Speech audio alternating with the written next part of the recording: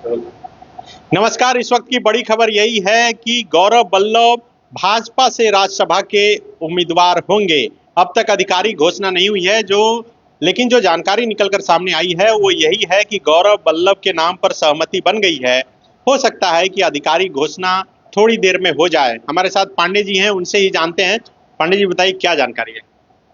देखिए, इनके बारे में तो कहा जा रहा है कि भाई खाटी कांग्रेसिया थे, 2024 में ही भाजपा में आए हैं, कांग्रेस के राष्ट्रीय प्रवक्ता रहे हैं, राजस्थान के मूल रूप से रहने वाले हैं, एक्सएलआरआई में प्रोफेसर का भी काम किया है, 2 बार चुनाव लड़े हैं। एक बार जमशेदपुर पूर्वी से, जहां से रघुवर दास हार गए थे, दूसरे नंबर पे थे। ये इनको 18,000 वोट मिला था, ये तीसरे नंबर पर थे।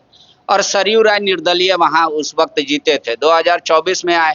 उससे पहले ये फिर चुनाव लड़े थे राजस्थान उदयपुर से, कांग्रेस के उम्मीदवार के तौर पे। वहां भी इनको शिकस्त मिली थी। माना जाता है कि अच्छे प्रवक्ता हैं, और संबित पात्रा को जब चैलेंज करने की बात आती थी तो कांग्रेस के तरफ से यही चैलेंज करते थे, इंटेलेक्चुअल व्यू यही देते थे। तो अब रही बात की थोड़ी देर में ऐलान होने की बात है कि भाई ऐलान हो जाए। क्या जानकारी है आपके पास? क्या इनके नाम पर सहमति बन गई है? सहमति फिलहाल बीजेपी उस स्टेट में ही नहीं है, क्योंकि झारखंड बीजेपी को कोई मतलब नहीं है। झारखंड बीजेपी ने अपने उम्मीदवारों की सूची दे दी थी, उस उम्मीदवार में इनके नाम नहीं थे। अच्छा, ठीक है। लेकिन इनका नाम थे? वो यहाँ राकेश प्रसाद का नाम था, यहाँ सहाय बाल मुकुंद सहाय का नाम था, गणेश मिश्रा का नाम था, आशा लकड़ा का नाम था, इन लोगों का नाम था। और अर्जुन मुंडा पे भी सहमति नहीं बनी थी, प्रदेश से नाम नहीं गया था अर्जुन मुंडा का।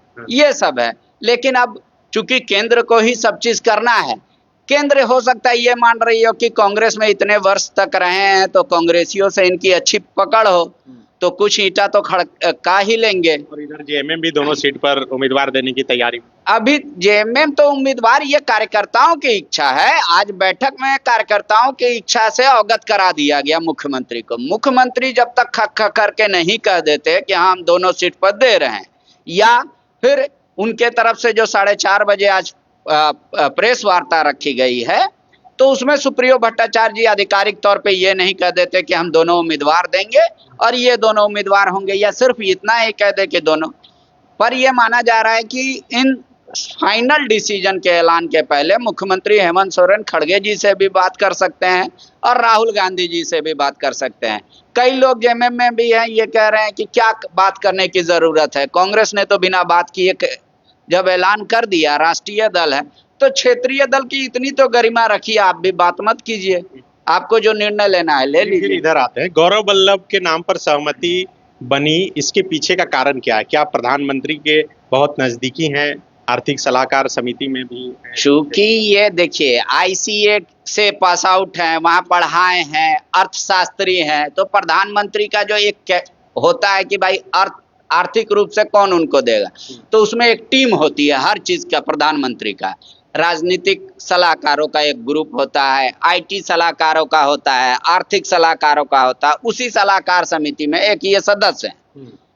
वो कोई मतलब ऑफिशियल कॉन्स्टिट्यूशनल पोस्ट नहीं होता, वो पेड पोस्ट भी नहीं होता, वो सामान्य तौर पे रखा जाता है कि हर कोई रिसर्च करके कुछ एक बढ़िया कंक्लूजन पे पहुंचेगा और प्रधानमंत्री को वो सुझाव देगा, तो उसी तौर पे हैं ये। दरअसल ये है कि भाई जमशेदपुर से इनका पुराना नाता रहा है, और जब केंद्र को ही ताकत लगानी है सीट के लिए, तो केंद्र में अभी यहाँ जितने नाम मैंने आपसे लिया उस सबसे करीब हैं। 2024 में जब बीजेपी जितने नाम है उनका ज्यादा इस्तेमाल भी उधर नहीं है, जितने बने अभी लोकसभा रहे, राज्यसभा गए, वो कुछ वैसा कमाल तो नहीं कर पाए। कमाल तो कोई नहीं किया, कमाल तो आदित्य साहू भी नहीं किए, कमाल तो दीपक प्रकाश भी नहीं किए, कमाल तो इसलिए तो बोल रहा हूँ। तो ये कौन सा कमाल कर देंगे? ये ऐसा थोड़ी है कि यहाँ पे सत्ता दिला देंगे। सत्ता नहीं दिलाएंगे, लेकिन एक प्रेजेंटेशन जो केंद्र सरकार का होगा वो सदन के अंदर या बाहर दोनों उस हिसाब से दे सकते हैं। वो बोलने में हर कोई अच्छा वक्ता है। मैं तो अपने आप को सबसे अच्छा वक्ता मानता हूँ बीजेपी में, कि मेरे बराबरी का बीजेपी में कोई नहीं है वक्ता।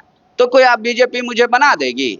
अरे जिसको जब जिसका चलता है वो चल जाता है, ये समय का है। इनका सेटिंग था प्रधानमंत्री से, अमित शाह से या ऊपर के लोग से। 24 से ये लगातार दिल्ली में है, जब से बीजेपी ज्वाइन किया। माननीय बनने का है इनको इच्छा, तभी तो एक बार उदयपुर से भी लड़के देख लिए, एक बार जमशेदपुर से भी लड़के देख लिए, तो उस कला में भी निपुण होंगे, तो लिहाजा इनको पार्टी ने तय कर दिया। तो ये है, ऐसा आप थोड़ी कह सकते हैं कि जो विधायक हैं वो एकदम करिश्माई विधायक ही हैं सारे के सारे। हर दल में, सब दल में कुछ ऐसे भी चलते हैं। 30 साल 35 साल जो बीजेपी में देता है या राष्ट्रीय पार्टी में देता है, सामान्य तौर पे उनको एक सम्मानजनक जगह दे दी जाती है अगर सरकार आती है तो। और राज्य में भी होता है, तो राज्य में भी जो ऐसे कार्यकर्ता होते हैं जो पार्टी के प्रति समर्पित होते हैं, लेकिन वो चुनाव लड़ने में समर्थवान नहीं होते, उतना लीडर नहीं होते, फिर भी पार्टी उनका ख्याल रखती है।